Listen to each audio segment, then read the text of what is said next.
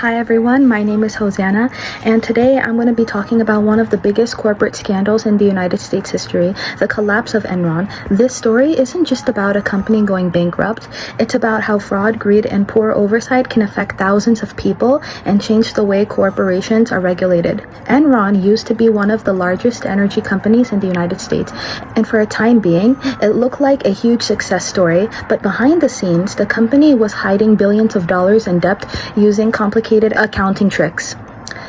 Executives created off-balance sheets, partnerships, and even used mark-to-market accounting to make the company's profits look bigger than they actually were.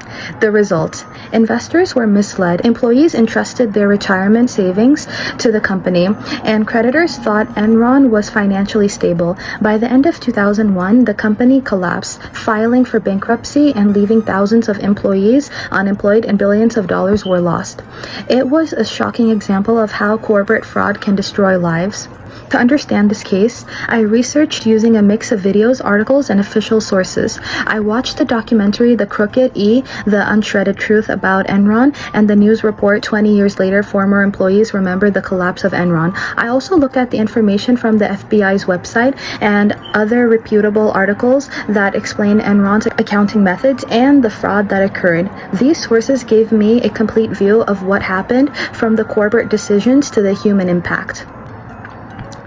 After the Enron scandal, Congress passed Sarbanes-Oxley Act, or known as SOX, S-O-X, in 2002.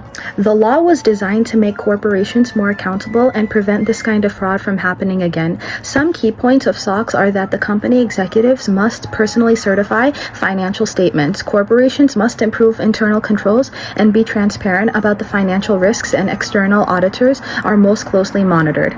And there are stricter penalties for fraud. If SOX had been in place at Enron, it's possible the fraud could have been caught earlier. The rules would have made it harder for executives to hide debt or manipulate profits, and accountability would have been stronger.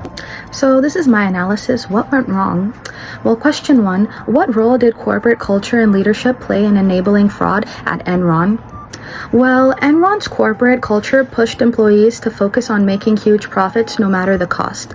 Leaders like CEO Jeffrey Skilling and CFO Andrew Fastow rewarded risky behavior and bending the rules. This created an environment where dishonesty was normal, and employees felt they had to participate in unethical actions to succeed.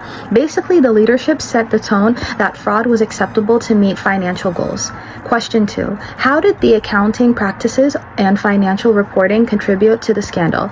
Well, Enron used tricky accounting methods like off-balance sheet partnerships and mark-to-market accounting.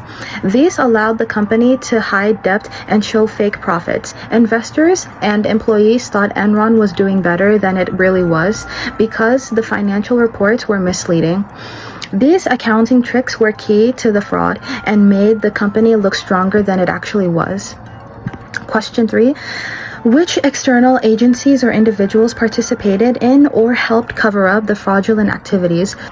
Well, several outside groups and people were involved or ignored red flags. For example, Enron's auditing firm, Arthur Andersen, destroyed documents instead of reporting problems. Some banks and advisors helped create deals that hid debt. Key executives like Jeffrey Skilling and Andrew Fastow also knowingly misled investors. Their actions combined with outside support and kept the fraud going on for years. Finally, question 4, how did IT audits uncover evidence after the fact? After the company collapsed, IT audits examined emails, accounting records, and transaction logs. These digital records showed exactly how executives manipulated finances and coordinated hidden deals. IT audits were critical because they provided proof of wrongdoing, and that could be used in investigations and court cases. Broader implications. The Enron scandal showed serious weaknesses in corporate accountability and financial oversight. It taught regulators and companies that transparency, strong auditing, and ethical leadership are essential to prevent similar disasters. Well, the costs of Enron's fraud was devastating. Thousands of employees lost their jobs and many lost their retirement savings. Investors lost billions, and people who trusted the company had their lives changed forever. This shows that corporate fraud isn't just a financial problem, as we may know. It affects real people, their families, and their futures. So I really think this is just sad. This is devastating, and this is so unethical in many ways. So, how can something like Enron be prevented in the future? Well, corporations and regulators should enforce strict internal controls and regular audits.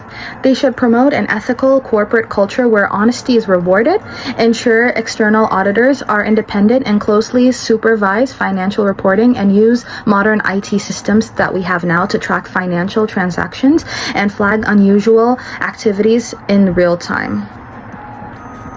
The Enron scandal is a lesson in ethics, accountability, and the importance of oversight. It also tells us that corporate decisions have real human consequences and that honesty and transparency are not an option. It's something that you must do. They are essential.